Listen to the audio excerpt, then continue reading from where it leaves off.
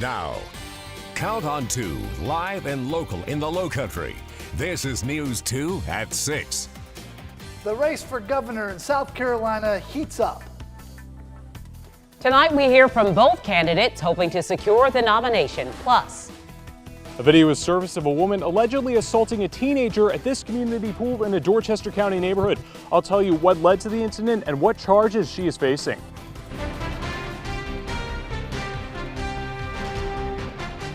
voters made their way to the polls today to vote in the runoffs. Good evening, everyone. Thanks a lot for watching. I'm Carolyn Murray. And I'm Brendan Clark. You still have time to make your way to the polls as they close in just about an hour. We found voters in the Lowcountry casting their ballots earlier today. The local runoff is the GOP race for State House District 110. Incumbent William Cogswell Jr. is running against Russell Girard. But the highest profile race, of course, is the Republican nomination for governor. Incumbent Henry McMaster squaring off tonight against John Warren. The winner of the runoff will take on Democratic nominee James Smith this November. News 2's Deanne Roberts is live in Columbia at McMaster's watch party. And Deanne, McMaster is hoping President Trump's speech last night pays off. Yeah, Governor McMaster is hoping to turn Spirit Communications Park into a victory party tonight as he goes head-to-head with John Warren in the GOP runoff for South Carolina governor. Now, just 2 weeks ago, McMaster was forced into the runoff against Warren after failing to get 50% of the vote in the primaries. McMaster bringing in 40% and Warren bringing in 28%. Last night, McMaster brought in the big guns. That's President Donald Trump. Trump campaigned for McMaster in Columbia as the last call for voters before hitting the polls this morning. Almost an hour after the polls opened this morning, Trump tweeted, quote, "It was great being with Governor McMaster last night in South Carolina. Henry is tough on crime and borders, lovers of our military and our vets, and has created many jobs for a great economy.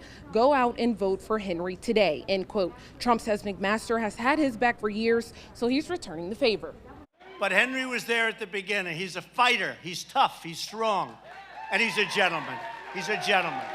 Will Trump's endorsement put McMaster ahead of Warren? That's the big question tonight. Polls close in less than an hour at 7 o'clock. No results are in just yet, but we are expecting our first update at 7:30 tonight. I'll bring you live coverage here at McMaster's watch party live at 10 and 11 on News 2. Reporting live in Columbia tonight, Deanne Roberts, Count on 2.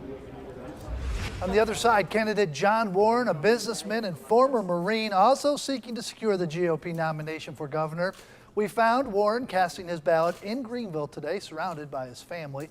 Warren addressed why he believes he's the right man for the job. Donald Trump has a ton of support in South Carolina. A lot of my supporters are his supporters. This is not a referendum on President Trump. This is a referendum on Henry McMaster's failed leadership and my vision of conservative reform throughout our state. Warren says his record of accomplishment, vision for South Carolina, is why he believes he will win tonight. You can count on News 2 as your local election headquarters, as we will provide coverage on the runoff race for governor as well as elections throughout the state. You can head to our website, counton2.com, for the latest. How's that feel? Get out! Get out! Get out now! This video is now going viral. Take a look at that. The woman in the video, Stephanie Strimple, is now facing assault charges for allegedly hitting a teenager while at a community pool in Somerville. But there are additional charges that we are talking about tonight. News 2's Dorchester County reporter Stetson Miller is live in Somerville. And Stetson, authorities say that this suspect also apparently assaulted a police officer who was at that pool. Hey, Carolyn, that's right. Stephanie Strimple did go through bond court earlier today for both of those charges. She's alleged to have, when she was being arrested, pushed one officer and hurt him and bit another, breaking the skin. Her bond was set at $65,000 earlier today at the Dorchester County Bond Court.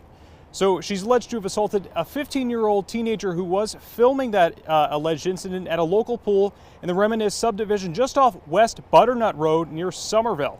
This happened on Sunday.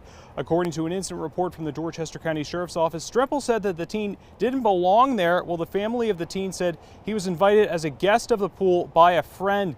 The mother and father of the team, family, lawyers, community leaders, and others gathered right here at the Community Resource Center in Somerville. And here's what the mother, Deanna Rockamore, said earlier today. No child, including mine or anybody else's, ever deserves that type of abuse or treatment, or to be struck not once, not twice, but 3 times by someone that is upset because of the color of someone's skin and they feel as though they don't belong at their swimming pool. Now, Strempel has 2 different court dates for both of those separate charges, both on July 11th and August 27th. And we'll be sure to bring you more as this story develops. Live in Somerville, Stetson Miller, Count on 2. A Count on 2 news alert. It was breaking news about a half hour ago. Funding to complete I-526. Today, the State Infrastructure Bank voted whether to approve money to expand the interstate across Johns and James Islands. News 2's Libba Howland has been following this meeting all day. And Libba, have they reached a decision yet? Some heated tempers today. Yeah, Brennan, they have reached a decision. The meeting just finished up in the last half hour or so, and the State Infrastructure Bank Board voted to end its agreement to help fund the completion of I-526. For a little bit of reference here, the original goal of the I-526 project was for the road to stretch from Mount Pleasant through North Charleston, West Ashley, and on to James and John Island. But right now, it stops in West Ashley at Highway 17. Now, in order to complete it from Highway 17 to James and John's Island, funding needs to come from the Charleston County Council, the Infrastructure Board, and the Department of Transportation. But in today's meeting, Charleston County Chairman Vic Rawl spoke passionately about how his council is willing to meet the State Infrastructure Board where it needs to in order to complete the project. Ultimately, the vote was to end the contract. Bank Board member Chip Limehouse spoke up about how he worked to try some kind of compromise. That I asked for a working session as a member of this board, as a point of privilege as a member. I thought I should have been granted that working session. Never have been granted one. Doesn't look like I'm going to get it today. Now, this doesn't necessarily mean the project ends here. Charleston Mayor John Tecklenburg also spoke up in the meeting saying his city is willing to contribute to the funding of the completion of the project. He said that he would be reaching out to the bank chairman concerning that. So we will be unraveling this issue, exactly what all of this means for the project's completion and the future of construction. We'll be unraveling it over the next few days. For now, though, live in the Alert Center, Libba Howland, Count on 2. Libba, thank you. A News 2 update right now. Berkeley County hires a firm to clean up the old Viva recycling plant. Liberty Tire Recycling was chosen to lead that project. Earlier this year, the Department of Health and Environmental Control gave Berkeley County $2 million to assist with cleanup. Right now, thousands, actually hundreds of thousands of tires are sitting at that facility. The eyesore, though, we are told, could be gone within a year. Recycling was present and did a walk around, so I'm assuming they know how to estimate weight. And the nice thing about it is that they said they could do it in 10 months. Liberty Recycling has 10 days to get their bond in place. If all is successful, workers will begin removing the tires within a few weeks. The Ashley River Historic District was named a national treasure today and added to a list of America's most endangered historic places. News 2's Macy McLeod has more on what that means for the area. The North Charleston City Council voted to annex the 2,200-acre Ashley River Historic District back in December. Even though the land is currently zoned for agriculture, some people are worried North Charleston will choose to rezone and start developing on the property. That's why the National Trust for Historic Preservation added the land to a list of the 11 most endangered historic places in America. This doesn't have any legal protections, but brings awareness to preserving the district.